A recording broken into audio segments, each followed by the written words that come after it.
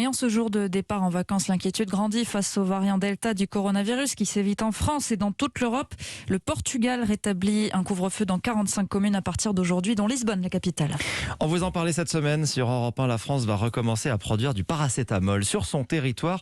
Ce sera en 2023. C'était un engagement pris par Emmanuel Macron en juin 2020, en pleine crise sanitaire, relocaliser la production des principes actifs qui servent dans la fabrication des médicaments de base qui sont actuellement conçus en Chine ou en Inde.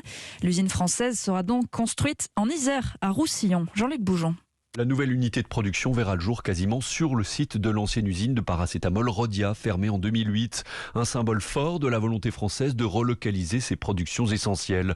Pour pouvoir concurrencer les pays à bas coût, il a donc fallu une nouvelle approche, explique Gilles Dasbarer, numéro 2 de Sequence, entreprise française spécialisée dans les principes actifs. Aujourd'hui, le marché du paracétamol est un marché avec une compétition qui vient essentiellement d'Inde, qui tire les coûts vers le bas. Donc concrètement, le travail a été de proposer des solutions pour avoir une unité plus automatisée qui permet de relocaliser tout en étant compétitif en Europe. C'est une unité de fabrication qui sera capable de produire 10 000 tonnes par an de paracétamol. Ce qui équivaut à la production d'1 milliard de boîtes par an. Cela permettra de créer 130 emplois directs et indirects.